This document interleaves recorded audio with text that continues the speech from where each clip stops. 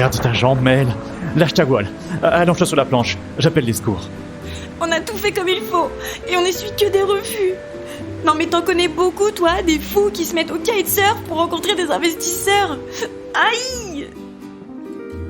En arrivant à San Francisco, Mélanie a très vite compris qu'il fallait qu'elle se mette au sport extrême. Bill Tile, le légendaire investisseur de la Silicon Valley, est un fanat de kitesurf. Et son réseau aussi. Mélanie est prête alors à tout. Enchaîner les backrolls et les kite loops, quitte à se mettre en danger. Je vous raconte aujourd'hui comment Mélanie Perkins, dans ce deuxième épisode, fait preuve de ténacité pour enfin réaliser son rêve fou, Canva. Donc, comme je vous le disais, faites des choses que vous aimez. Qu'est-ce que vous voulez faire plus tard ? Je ne sais pas encore. J'hésite. Je veux acheter une fusée aux Russes pour aller dans l'espace. N'aie pas peur de l'avenir. Il faut se construire. L'expérience ne s'achète pas et ne se transmet pas. Bienvenue sur le podcast Il était une fois l'entrepreneur, le seul podcast business en France qui raconte les histoires comme une série tous les mardis. Je suis Laurent Brouat, fondateur de Inspire Média, et chez Inspire Média, en plus de raconter des histoires, nous aidons les entreprises à lancer leur podcast. Et n'oubliez pas de vous inscrire à nos spectacles dans toute la France, Inspire sur scène, que vous retrouverez en description.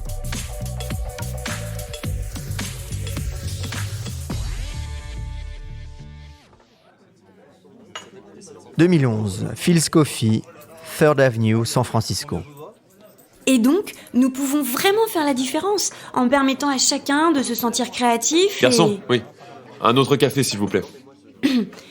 et de pouvoir gérer la création de documents à partir d'une seule plateforme et... Mélanie vient tout juste d'arriver à San Francisco pour rencontrer une nouvelle fois Bill Tile, qui semble plus intéressé par son téléphone que par le speech de la jeune entrepreneuse.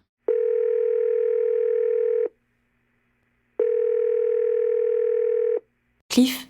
Ouais, c'est moi. Je pense que c'est mort. Bill a passé toute la réunion sur son téléphone. C'était horrible. Je me sentais invisible. La seule chose qu'il m'a demandé, c'est si je faisais du kitesurf. Sauf qu'en rentrant chez son frère, chez qui elle loge, Mélanie découvre sa messagerie pleine. Pleine de messages de potentiels investisseurs contactés par SMS par Bill durant cette fameuse réunion.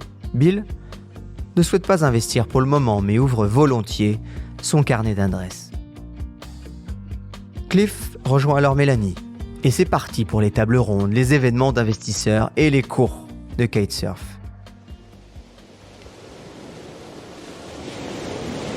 Ah, Mélanie, alors, les affaires et ce kite. Bill ? J'ai encore rendez-vous cet après-midi avec Rick Baker de Blackbirds Ventures. Mais personne n'a signé encore et...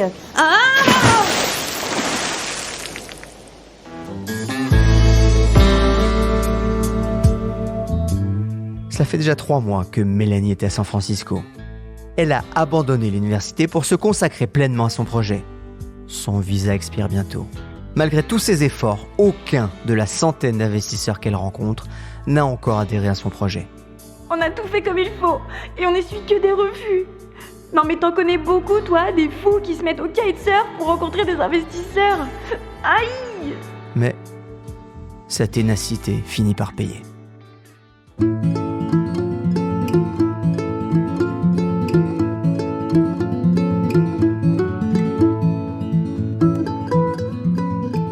« 2012, club de kitesurf de Pismo Beach, Californie. »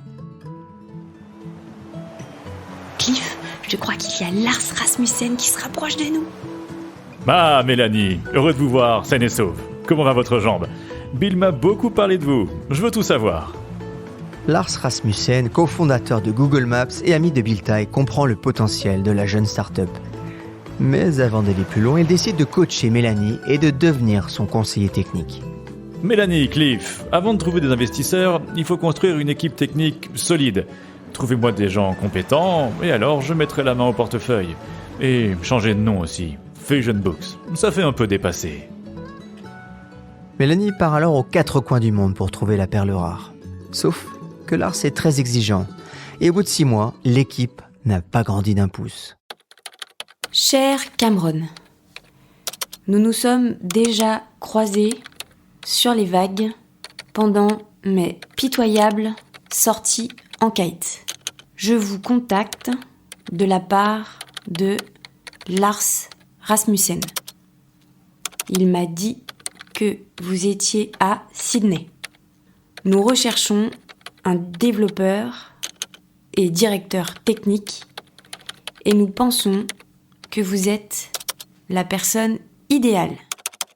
Ancien collègue de Lars chez Google, Cameron Adams rejoint Mélanie en tant que chef de produit et troisième fondateur de Canva. « 2013, siège social de Canva, Surrey Hills, Sydney. » Madame Perkins, le gouvernement australien voudrait investir dans votre start-up. Vous êtes l'avenir technologique de notre pays et nous souhaitons que Canva soit et reste australienne. Eh Mel, c'est Bill. Tu peux maintenant supplanter Adobe. Avec Lars, on est prêt à parier. On sort le chéquier. La machine Canva est lancée. Design is all around us. It lets us communicate, express our ideas, connect. Design says who you are. This is Canva.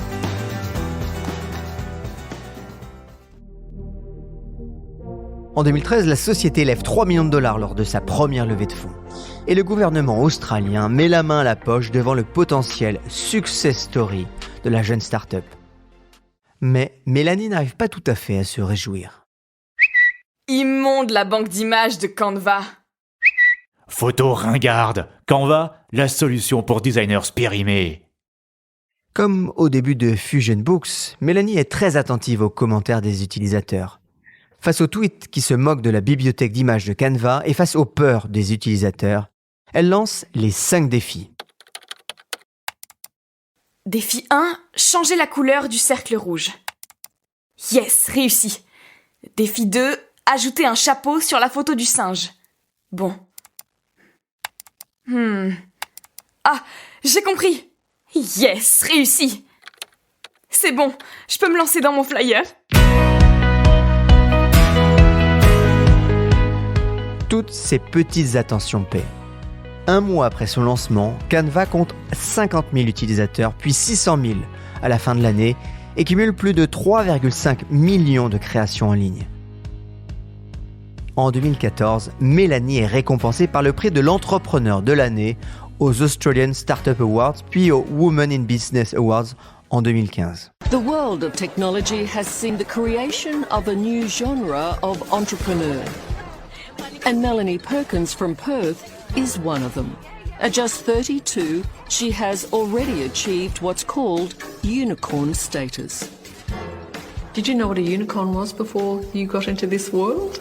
L'année 2018 signe la consécration pour la start-up. Elle atteint le statut de licorne.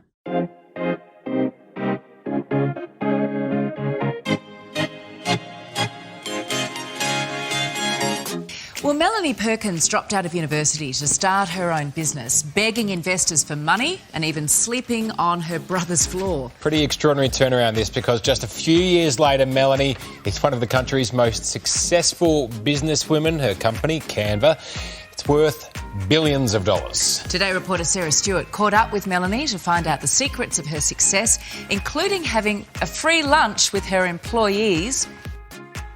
Déjeuner, jeux de piste, défis origami et panier gourmand. Mélanie aime choyer ses employés. Pour les fondateurs de Canva, la bonne ambiance est aussi une des clés de leur succès. Le bonheur, c'est quand ce que vous faites, ce que vous pensez et ce que vous dites sont en harmonie. En 2021, l'entreprise est valorisée à 40 milliards de dollars. La licorne compte aujourd'hui 40 millions d'utilisateurs actifs mensuels dans 190 pays et a des bureaux en Malaisie, en France, en Angleterre et aux États-Unis. En mai 2023, Mélanie et Cliff apparaissent dans le top 10 de la Rich List du magazine The Australian Financial Review. Mélanie, vous êtes l'une des femmes les plus riches d'Australie. En quoi cela a changé votre vie ? Des milliards et des milliards de dollars, c'est plus que ce dont quelqu'un a besoin dans toute sa vie. Toute cette fortune, c'est une vraie responsabilité. Et nous devons faire le plus de bien possible.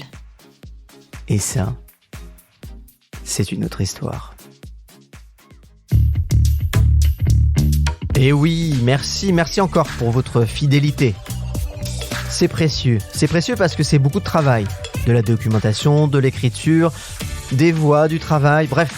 Merci aux acteurs, déjà, tous les acteurs qui interviennent, comme vous avez pu les entendre. Merci aussi à Thibaut Viotte, Sarah Brevet pour l'écriture et Morgane Bouchiba pour le son. Et je vous dis à bientôt, car tout est une question d'histoire. Allez, merci, à bientôt.